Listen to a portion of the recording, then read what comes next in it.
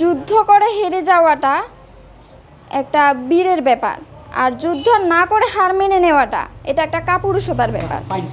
তো ওই কথা বলবো, তোমার নামটা বলো প্রথমে। দেবশ্রী বল। দেবশ্রী বল। বল। এখানে দেবশ্রী বল আছে। যে গ্রামের মেয়ে, আমার ওই অঞ্চলেরই একটা নাম হোক, আমি যে স্কুল থেকে বিলং করেছি। ওই নমস্কার, এখানে উপস্থিত আমার শ্রদ্ধেয় গুরুজনকে জানাই আমার শ্রদ্ধা এবং প্রণাম, এবং এখানে উপস্থিত আমার ছোট ভাই বোন এবং আমার সহপাঠীদের জানাই আন্তরিক অভিনন্দন। এই সফলতার পিছনে আমার অনেক ব্যর্থতাও আছে। আমি যখন ক্লাস 10-এ যখন আমি মাধ্যমিক দিয়েছিলাম, তখন আমার একটা আশা ছিল যে আমি ওই বছর স্ট্যান্ড করব, কিন্তু হয়তো ওখানে আমার পরিশ্রমটা কম ছিল, এটা আমি স্বীকার করি। ওখানে আমি পরিশ্রম কম করেছিলাম। আমার আরও প্রায় 40 নাম্বার হয়ে গেলে পারতাম হয়তো। তো তখন খুব মন খারাপ হয়েছিল যে আমি ওইটা পারিনি। তারপর আমি আর্থিক দিক থেকে একটু দুর্বল আছি। আমার বাবা, আমি খুব একটা প্রান্তিক অঞ্চলের, একটা সাবরুম মহকুমার হরিণা অঞ্চলের একটা গ্রাম চালিতাছড়ি, ওইখানে আমাদের বাড়ি। আমার বাবা কৃষি কাজ করে।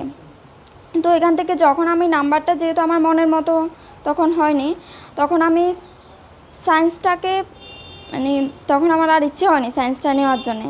ওখানে তো আরও পরিশ্রম করতে হয়, আর আমি যেহেতু একটা গ্রামের মেয়ে, তাহলে আমার আর্থিক দিক থেকেও দুর্বল, আর আমার ওইদিকে মাস্টার্স টিউশনে একটু প্রবলেম আছে, অনেক দূরে যাইতে হবো। তো এই লেগে আমি ওইটা আর করছি না। এরপর আমি আর্টসটাই নিয়েছিলাম। তো এরপরে আর্টসটা নিয়ে আমি এটা ভাবছিলাম মনে মনে যে যেহেতু আমি কম পরিশ্রমটা পাচ্ছি, এখানে আর্টসে অনেকে বলে যে পরিশ্রম কম, কিন্তু সায়েন্সের আমরা যে টিবিএসসি যে ওখানে এক্সামটা যে দিয়েছিলাম হায়ার সেকেন্ডারি, ওখানে আমরা সায়েন্স আর্টস দুটোটার থেকেই কিন্তু টপারটা সেম নাম্বারে টপার। তো এখান থেকে আর্টসের থেকেও অনেক টাফ আছে, আমার মনে হয় আর কি, অনেক টাফ আছে পরিশ্রমটা করে না লাগা। তো আমি যখন আর্টসটা নিয়ে আমরা ওই হরিণায় একটা স্কুলে আমি ভর্তি হই।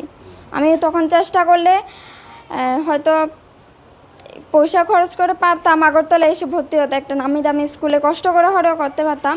কিন্তু আমার ইচ্ছে ছিল আমি যে গ্রামের মেয়ে, আমার ওই অঞ্চলেরই একটা নাম হোক, আমি যে স্কুল থেকে বিলং করেছি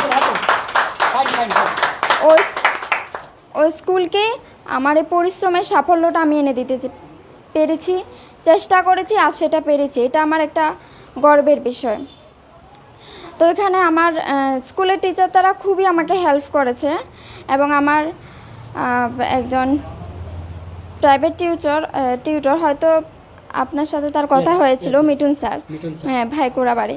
উনি আমাকে প্রচণ্ডভাবে হেল্প করেছে, টাকা পয়সা। উনি আমাকে যে পড়াশোনার ওনারা একটা যে নোটস দিয়েছে, ওটা ঠিক মতো টাইম মতো করা, এটা হলো আমার ব্যাপার। কিন্তু উনি যে ওটা সাজিয়ে দিয়েছেন, যেটা পরে যার কাছে আমি সময় ব্যয় করেছি, তো ওই দিক থেকে উনি আমার প্রচণ্ড একজন হেল্পফুল মানুষ।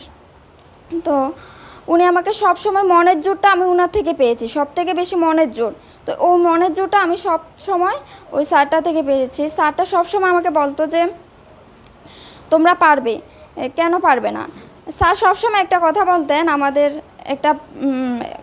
একটা প্রবাদ হয়তো আছে যে গোবরেও পদ্ম ফুল ফোটে। পদ্ম ফুল আমাদের জাতীয় ফুল, কিন্তু ওই পদ্ম ফুলটা আমরা গোবরে, এরকম একটা কথা হয়তো আছে যে গোবরেও পদ্ম ফুল ফোটে। তো স্যার আমাদেরকে সবসময় কথাটা বলতেন যে গোবরেও পদ্ম ফুল ফোটে, তোমরা গ্রামে হয়েছে তো কি হয়েছে, একদিন তোমরাও পারবে, তোমাদের দ্বারাও সম্ভব, মানুষ পারে না এমন কিছু কাজ নেই। স্যার সবসময় কথাগুলি বলতেন।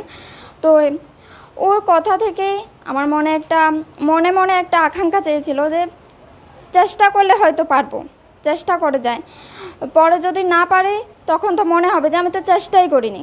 চেষ্টা করলে মনের মধ্যে একটা থাকবে যে একটা কথা আছে যে যুদ্ধ করে হেরে যাওয়াটা একটা বীরের ব্যাপার, আর যুদ্ধ না করে হার মেনে নেওয়াটা এটা একটা কাপুরুষতার ব্যাপার।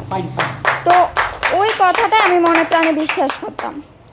তো ওই দিক থেকে আমি চেয়েছি যে কষ্ট করে সাফল্য অর্জন করব। তো আজকে সেটা আমার মা বাবা, আমার আত্মীয় স্বজন, আমার কাকু কাকিমণি, আমার সমস্ত স্যারদের, আমার প্রাইভেট স্যার মানে আমাদের হোম টিচারদের সকলের আশীর্বাদে আজকে আমি এই জায়গায় আসতে পেরেছি।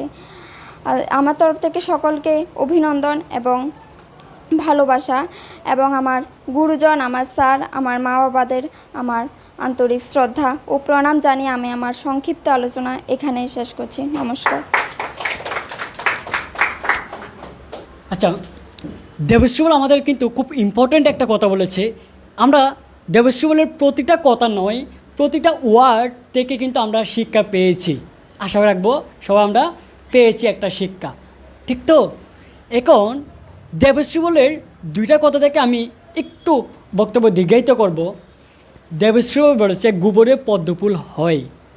ইয়েস, গোবরে পদ্মফুল হয়, অর্থাৎ প্রত্যন্ত জায়গা থেকে আজ ত্রিপুরার প্রথম হওয়া সাংঘাতিক ব্যাপার, একটুখানি ব্যাপার না। আর ও বলেছে আরেকটা কথা, যে আমি আগরতলাতে এসে পড়তে পারতাম, আগরতলাতে না এসেও কী করেছে, ওর গ্রামকে উপরে তুলতে চাইছে। আজ ওর দ্বারা ওর গ্রাম, ওর যে হরিণা নামটা পুরো ত্রিপুরায় কিন্তু চলছে, পুরো ত্রিপুরায় যে কিন্তু জানে, শুধু ত্রিপুরা না, আশা রাখবো সোশ্যাল মিডিয়ার মাধ্যমে আরও অনেক ইন্টারন্যাশনালও জানে যে হরিণা থেকে প্রত্যন্ত অঞ্চলের যে একটা